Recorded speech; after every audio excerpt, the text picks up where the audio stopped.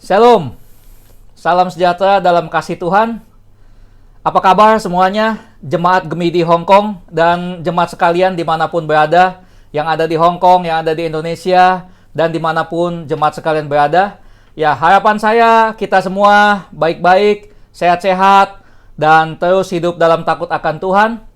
Ya, sekali lagi selamat Paskah. Ya, puji Tuhan, hari Minggu yang lalu kita sudah merayakan Paskah. Dan kita tetap mengingat hari Paskah itu sebagai kebangkitan Tuhan Yesus. Dia sudah menang atas dosa kita.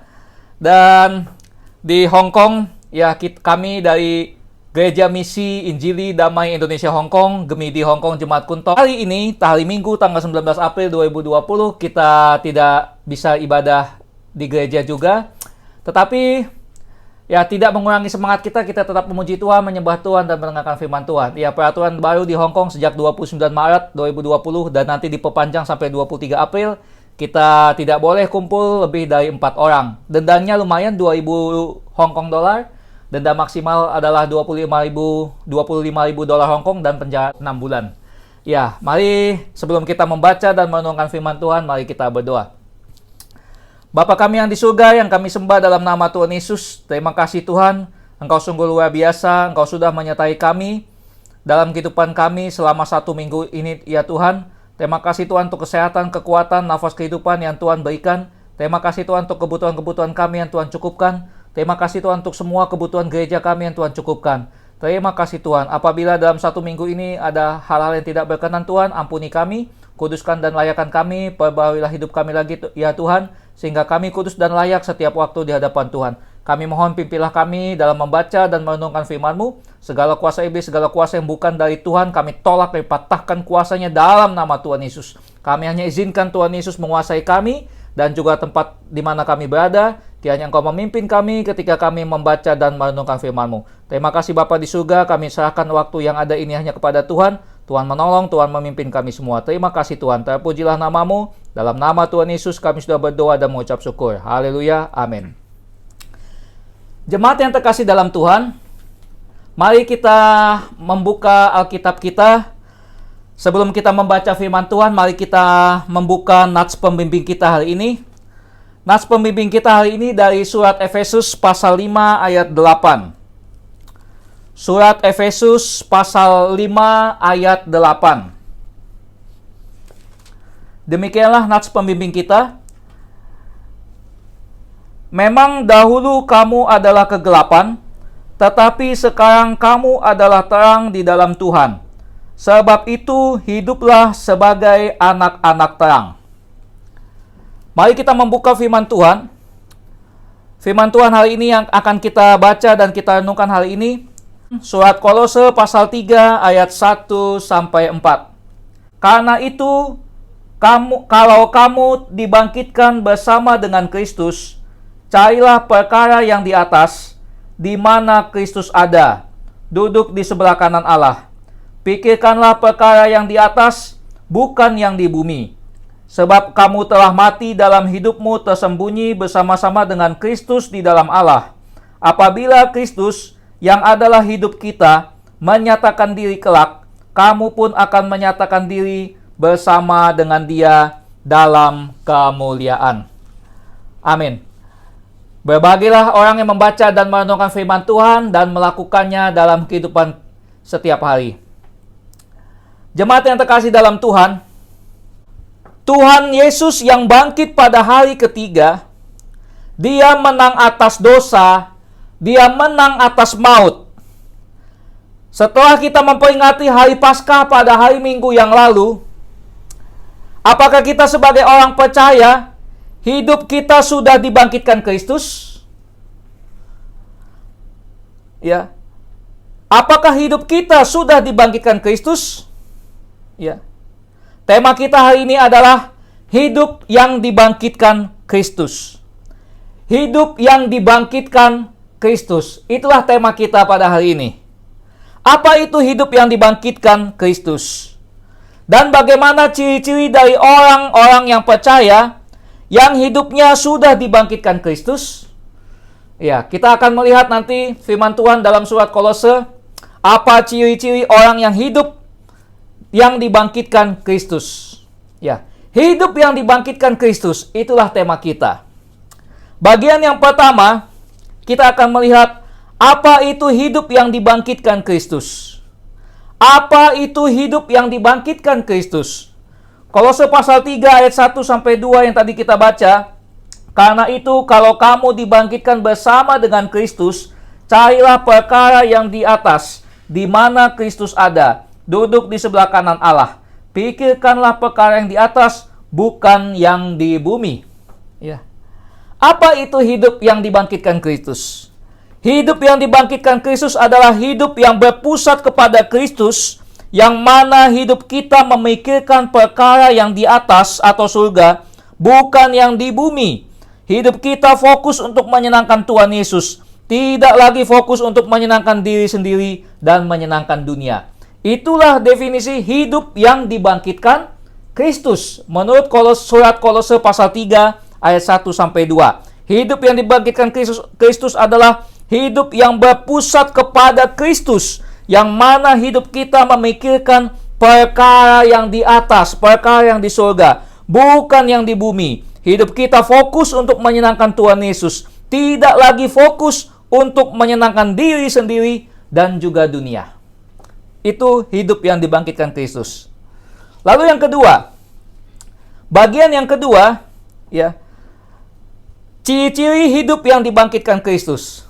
Ya, pertanyaannya, apa ciri-ciri hidup yang dibangkitkan Kristus?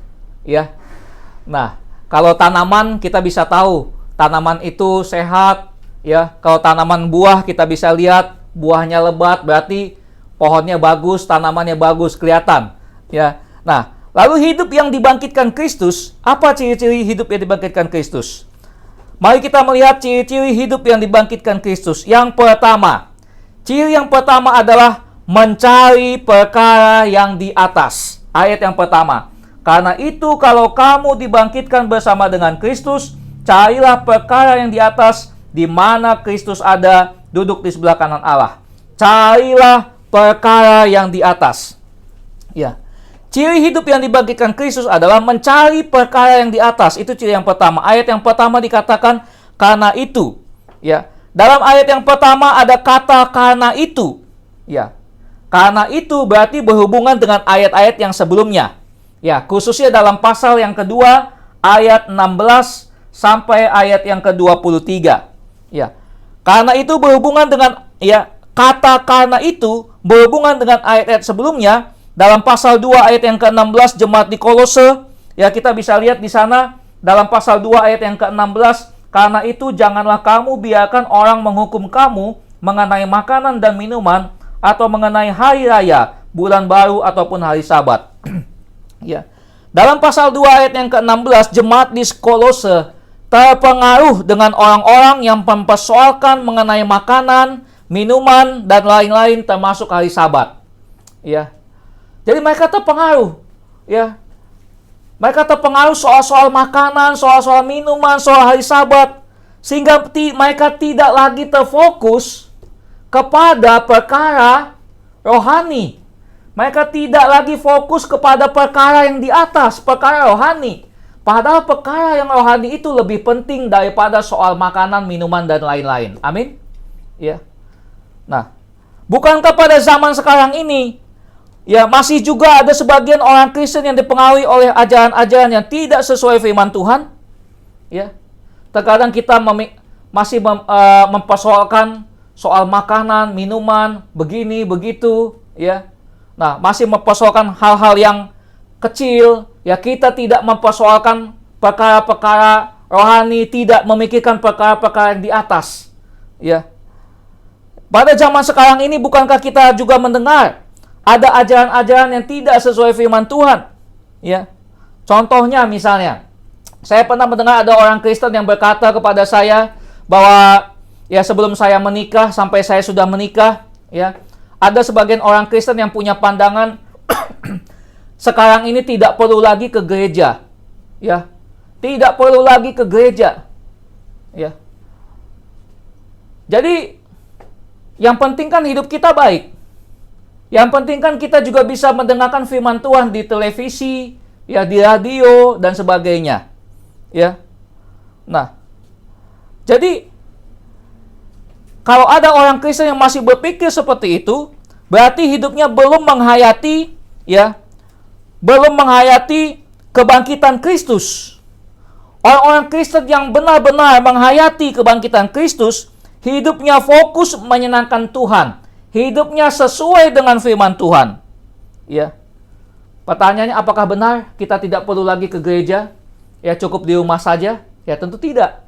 Hidup kita bukan bergantung kepada apa kata orang, ya kan?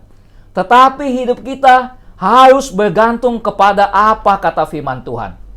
Ya, firman Tuhan berkata, ya, ingatlah dan kuduskanlah hari Sabat.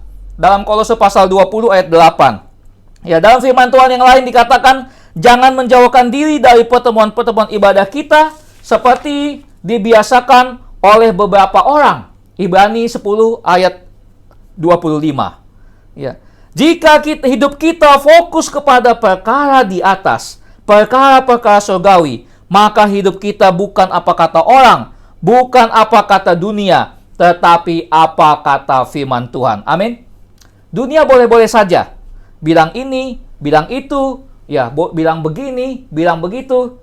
Tetapi ya, kalau tidak sesuai dengan firman Tuhan, kalau membuat kita jauh dari persekutuan dengan Tuhan, kalau membuat kita jauh dari persekutuan dengan anak-anak Tuhan, ya, saya pikir ya kita tidak perlu hidup yang seperti itu. Ya, kalau seseorang membuat kita lebih dekat kepada Tuhan, kalau seseorang membuat kita lebih mencintai Tuhan, ya, jangan tinggalkan orang itu. Tapi kalau orang itu terus-menerus membuat kita jauh dari Tuhan, membuat kita jauh dari rumah Tuhan, membuat kita jauh dari persekutuan dengan anak-anak Tuhan, ya, firman Tuhan katakan, jauhilah mereka itu. Ya, bukan kita membenci, ya, bukan kita tidak mengasihi mereka, tidak. Ya, tetapi firman Tuhan juga katakan, pergaulan yang buruk merusak kebiasaan yang baik. Ya, kalau kita selama ini suka baca firman Tuhan, kalau selama ini kita suka ke gereja, kalau selama ini kita suka dekat dengan Tuhan, tapi kalau kita bergaul dengan pergaulan yang buruk, maka kebiasaan-kebiasaan baik itu bisa hilang. Jadi kita harus waspada. Ya. Lalu, ya, ada kata karena itu, ya, jemaat di Kolose juga masih terpengaruh dengan orang-orang, ya, yang kelihatannya rendah hati dan rohani, tapi sebenarnya masih duniawi.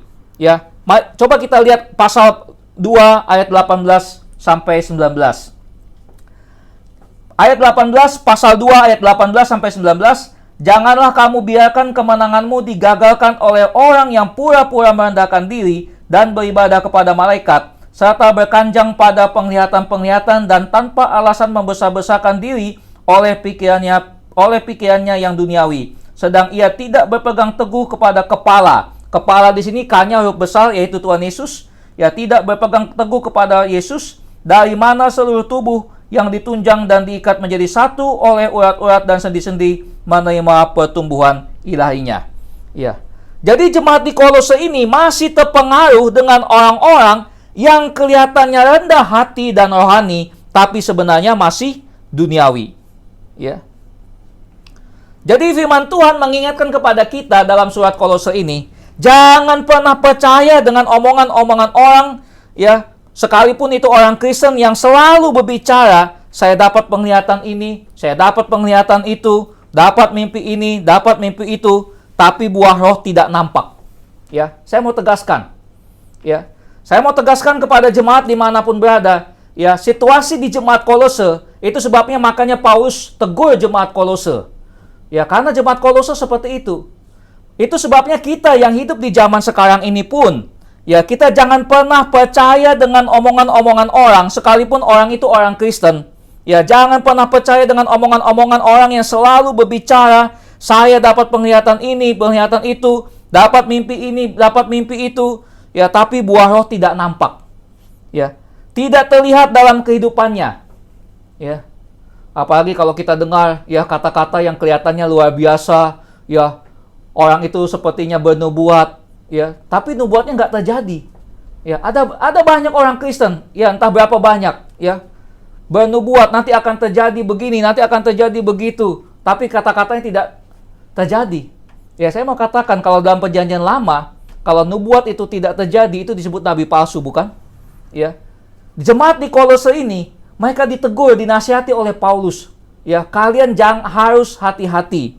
Ya, kalian jangan terpengaruh, jangan percaya dengan omongan orang yang kelihatannya ya berbicara, dapat penglihatan, dapat mimpi, dapat ini dan itu. Perhatikan ayat 18 sampai 19. Ya, tapi buah roh tidak nampak. Ya. Jadi kalau ada orang yang ngomong walaupun kelihatannya rohani tapi membuat kita jauh dengan Tuhan, yang membuat kita tidak fokus dengan perkara di atas, harus hati-hati. Kita harus bisa bedakan. Ini dari Tuhan atau bukan? Kalau itu membuat kita tidak fokus kepada perkara-perkara rohani, kita harus waspada. Karena jemaat Kolose juga sudah diingatkan oleh Rasul Paulus seperti itu. Ya. Nah, jadi jemaat yang terkasih dalam Tuhan, ya, hidup kita harus berpusat kepada Kristus. Kita harus memikirkan perkara-perkara yang di atas. Kita harus memikirkan perkara-perkara yang rohani. Ya, jangan selalu memikirkan perkara-perkara duniawi. Lihatlah orang-orang dunia. Ya, mereka begitu gencarnya mereka mencari uang, setiap hari mencari uang, mengumpulkan uang sebanyak-banyaknya. Ya, tidak salah bekerja. Ya, memang harus firman Tuhan katakan kita harus bekerja. Karena firman Tuhan katakan kalau kita tidak bekerja, tidak boleh makan. Ya, itu firman Tuhan jelas katakan. Tetapi kalau itu membuat kita jauh dari Tuhan, yang membuat kita tidak lagi datang ke gereja, membuat kita tidak lagi dekat dengan Tuhan, yang membuat kita tidak lagi baca firman Tuhan, dan sebagainya. Ini kita harus hati-hati. Ya. Apapun yang kita lakukan, ya, Kolose pasal 3 ayat 23, apapun yang kita lakukan untuk Tuhan, bukan untuk manusia, bukan untuk diri sendiri, tetapi untuk Tuhan. Ya. Lalu yang kedua, ya. Tadi yang bagian yang kedua, ciri-ciri hidup yang dibangkitkan Kristus. Tadi yang pertama cirinya adalah mencari perkara yang di atas. Ciri-ciri yang kedua adalah, ya, ciri-ciri hidup yang dibangkitkan Kristus. Ciri-ciri yang kedua adalah memikirkan perkara-perkara rohani. Ya, ayat yang kedua. Ayat yang kedua katakan, pikirkanlah perkara yang di atas, bukan yang di bumi. Ya. Ciri yang kedua adalah memikirkan perkara-perkara rohani. Hidup yang dibangkitkan Kristus pasti memikirkan perkara-perkara rohani. Amin. Ya. Orang Kristen yang sudah dibangkitkan Kristus, kalau hidupnya dibangkitkan Kristus, hidup yang dibangkitkan Kristus pasti memikirkan perkara-perkara rohani. Surat Filipi pasal 3 ayat 17 sampai 19. Filipi pasal 3 ayat 17 sampai 19, kalau kita terus memikirkan perkara-perkara duniawi dan akhir hidup kita tidak bertobat, maka kita menjadi musuh Tuhan dan kita binasa di neraka. Itu kata Filipi pasal 3 ayat 17 sampai 19. Firman Tuhan dalam surat Roma pasal 12 ayat 1 sampai 2 berkata, karena itu saudara-saudara, demi kemurahan Allah aku menasihatkan kamu supaya kamu mempersembahkan tubuhmu sebagai persembahan yang hidup, yang kudus, dan yang berkenan kepada Allah. Itu adalah ibadahmu yang sejati. Janganlah kamu menjadi serupa dengan dunia ini, tetapi berubahlah oleh pembaharuan budimu, sehingga kamu dapat membedakan mana yang baik, ya, membedakan manakah kehendak Allah, apa yang baik, yang berkenan kepada Allah, dan yang sempurna. Jangan serupa dengan dunia ini. Kita lihat apa yang dilakukan oleh dunia ini. Ya, mereka tidak mau beribadah kepada Tuhan Yesus. Mereka tidak mau percaya kepada Tuhan Yesus. Ya, mereka mencuri, berbohong, melakukan dosa-dosa yang lain. Ya, dosa-dosa, ya, banyak sekali. Bahkan dunia ini sekarang lagi gencar-gencarnya supaya LGBT, ya, LGBT, lesbian, gay, ya, biseksual, transgender itu. LGBT itu mereka berusaha di setiap negara supaya itu diresmikan, supaya itu diperbolehkan, ya. Ya, itulah situasi dunia. Ya, ada begitu banyak dosa-dosa yang dilakukan. Ya. Kalau cara hidup kita sama dengan dunia, kalau cara berpakaian kita sama dengan dunia, kalau cara berpikir kita sama dengan dunia, ya, maka dunia tidak akan melihat Yesus dalam kehidupan kita. Sebaliknya, jika cara hidup kita sudah rohani, cara berpakaian kita sudah rohani, cara berpikir kita sudah rohani, maka dunia akan melihat Yesus dalam hidup kita. Ya. Kalau dunia bisa melihat Yesus dalam hidup kita, percayalah, pasti akan ada banyak orang yang bertobat. Amin. Pasti akan ada banyak orang yang percaya Tuhan Yesus, bertobat dan hidup dalam kebenaran firman Tuhan. Amin. Itu yang Tuhan Yesus mau untuk kita lakukan. Itu yang Tuhan Yesus mau untuk kita terus lakukan dan terus lakukan. Ya. Jemaat yang terkasih dalam Tuhan, surat 2 Korintus pasal 5 ayat 15 berkata, Kristus telah mati untuk semua orang, supaya mereka yang hidup tidak lagi hidup untuk dirinya sendiri, tetapi untuk Dia yang telah mati dan telah dibangkitkan untuk mereka. Ya. Hidup kita bukan lagi untuk diri kita sendiri, tetapi untuk Tuhan. Ya. Lalu yang ketiga, bagian yang ketiga, bagaimana caranya supaya hidup kita mengalami hidup yang dibangkitkan Kristus? Bagaimana caranya supaya hidup kita mengalami hidup yang dibangkitkan Kristus? Caranya supaya kita mengalami hidup yang dibangkitkan Kristus adalah Kolose pasal 3 ayat 5 sampai 10. Ya, Kolose pasal 3 ayat 5 sampai 10 berkata demikian. Karena itu matikanlah dalam dirimu segala sesuatu yang duniawi, yaitu pencabulan, kenajisan, hawa nafsu, nafsu jahat, dan juga keserakahan yang sama dengan penyembahan berhala. Semuanya itu mendatangkan murka Allah atas orang-orang durhaka. Dahulu kamu juga melakukan hal-hal itu ketika kamu hidup di dalamnya. Tetapi sekarang buanglah semuanya ini, yaitu marah, geram, kejahatan, fitnah, dan kata-kata kotor yang keluar dari mulutmu. Janganlah lagi kamu saling mendustai, karena kamu telah menanggalkan manusia lama serta kelakuannya, dan telah mengenakan manusia baru yang terus-menerus diperbaharui untuk memperoleh pengetahuan yang benar menurut gambar kaliknya. Caranya supaya hidup kita mengalami hidup yang dibangkitkan Kristus adalah matikanlah dalam dirimu segala sesuatu yang duniawi. Kita matikan. Selain kita berdoa, selain kita membaca firman Tuhan setiap hari, kita berjuang. Ya, tadi saya sudah membacakan Roma pasal 12 ayat 1 sampai 2. Janganlah kamu serupa dengan dunia ini. Ya, tetapi berubahlah. Ya, kita berjuang. Ya, kita berdoa setiap hari, kita membaca firman Tuhan setiap hari. Tetapi kita juga minta kepada Tuhan, Tuhan tolong, saya mau berjuang Tuhan. Meninggalkan kebiasaan ini, kebiasaan ini. Ya. Saya dulu pernah merokok waktu SMA. Dan saya walaupun merokok tidak sampai kecanduan, tapi untuk berhenti itu sulit. Ya. Tapi setelah saya menerima Tuhan Yesus secara pribadi, saya berjumpa dengan Yesus secara pribadi, akhirnya saya puji Tuhan, saya bisa berhenti merokok. Haleluya. Ya. Walaupun tidak kecanduan, tapi susah. Ya. Tetapi kalau kita berjuang sungguh-sungguh, kita pasti bisa. Ya, jadi saya berdoa sungguh-sungguh, minta sama Tuhan, dan saya berjuang, akhirnya puji Tuhan. Saya sudah lupa tahun berapa saya berhenti merokok total. Tapi sejak kelas 3 SMA, ya, akhirnya saya berhenti total untuk merokok. Ya, total sampai hari ini. Ya. Nah, lalu ada juga kesaksian, ya. Ada juga kesaksian yang lain yang saya ingin bagikan. Saya juga dulu malas ke gereja, pernah. Ya. Waktu masih sekolah saya mengecewakan orang tua saya. Tetapi akhirnya suatu ketika saya mengalami perubahan hidup, ya, apalagi setelah saya menerima pengajaran, ya, bahwa ibadah itu bukan hanya sekedar kewajiban, tetapi ibadah itu harus merupakan kebutuhan. Setelah saya menjadikan itu ibadah sebagai kebutuhan, ya, kalau namanya kebutuhan, kalau kita makan, minum, ya tidak perlu disuruh, lapar langsung makan, ya kan? Nah, kalau kita sudah menjadikan ibadah sebagai kebutuhan, maka kita pasti akan mengalami perubahan. Kalau kita menjadikan membaca Alkitab adalah sebuah kebutuhan, itu pasti kita tidak perlu disuruh, kita akan baca. Ya, ada kesaksian orang lain lagi yang saya pernah dengar atau yang saya pernah baca. Ada orang yang sulit mengampuni. Saya sulit sekali mengampuni. Tetapi ketika dia berdoa sungguh-sungguh kepada Tuhan, dia minta kepada Tuhan sungguh-sungguh, dia berusaha menyalibkan dirinya. Ya, dia minta kepada Tuhan dan dia berjuang. Akhirnya dia bisa mengampuni orang lain yang menyakiti hatinya. Jemaat yang terkasih dalam Tuhan, hidup yang dibangkitkan Kristus. Ya, hidup yang dibangkitkan Kristus.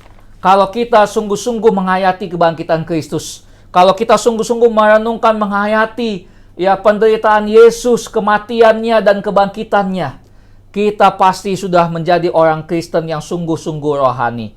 Kita pasti sudah menyenangkan Tuhan.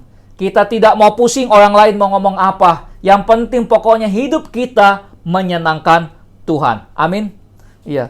Menjadi kesimpulan kita adalah marilah kita mengalami hidup yang dibangkitkan Kristus. Jika kita mengalami hidup yang dibangkitkan Kristus, maka kita sudah menang dari dosa dan hidup kita menyenangkan Tuhan, bukan lagi menyenangkan diri kita sendiri. Mari kita sama-sama berjuang, kita berdoa sama Tuhan, kita membaca firman Tuhan setiap hari, dan teruslah kita berjuang supaya kita mengalami hidup yang dibangkitkan Kristus.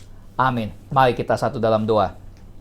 Bapa kami yang di surga, yang kami sembah dalam nama Tuhan Yesus, terima kasih Tuhan, Engkau sungguh luar biasa. Kematian-Mu di atas kayu salib dan kebangkitan-Mu yang luar biasa. Tuhan, tolonglah Tuhan, supaya kami bisa meneladani Engkau Tuhan Yesus. Engkau sudah menang atas dosa, Engkau sudah menang atas segala-galanya Tuhan. Terima kasih Tuhan untuk kasih-Mu yang luar biasa. Terima kasih Tuhan untuk kebangkitan-Mu. Biarlah kami terus menghayati Tuhan kebangkitan-Mu Tuhan. Tuhan tolong kami, berikan kami kekuatan supaya kami tetap setia melakukan firman Tuhan, supaya kami tetap setia ikut Tuhan Yesus sampai akhir hidup kami dan terus menyenangkan Tuhan. Terima kasih Tuhan. Tuhan mampukan kami, Tuhan tolong kami supaya dimanapun kami berada Tuhan, kami terus menyenangkan Engkau Tuhan Yesus. Mampukan kami Tuhan Yesus untuk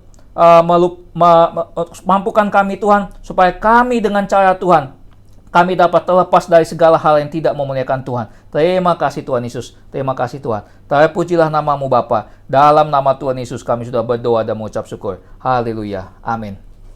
Mari jemaat yang terkasih dalam Tuhan, mari kita sama-sama mengucapkan kalimat pengakuan iman rasuli kita. Bersama dengan gereja di seluruh dunia, mari kita sama-sama mengucapkan pengakuan iman kita, pengakuan iman rasuli. Aku percaya kepada Allah, Bapa yang Maha Kuasa, Khalik langit dan bumi, dan kepada Yesus Kristus, Anaknya yang tunggal Tuhan kita, yang dikandung daripada Roh Kudus, lahir dari anak darah Maria, yang menderita sengsara di bawah pemerintahan Pontius Pilatus, disalibkan, mati dan dikuburkan, turun ke dalam kerajaan maut. Pada hari yang ketiga, bangkit pula dari antara orang mati, naik ke surga, duduk di sebelah kanan Allah, Bapa yang Maha Kuasa, dan akan datang dari sana untuk menghakimi orang yang hidup dan yang mati. Aku percaya kepada Roh Kudus, gereja yang kudus dan am, persekutuan orang kudus, pengampunan dosa, kebangkitan daging, dan hidup yang kekal. Amin. Selamat hari Minggu. Tuhan Yesus memberkati kita semua. Amin. Shalom.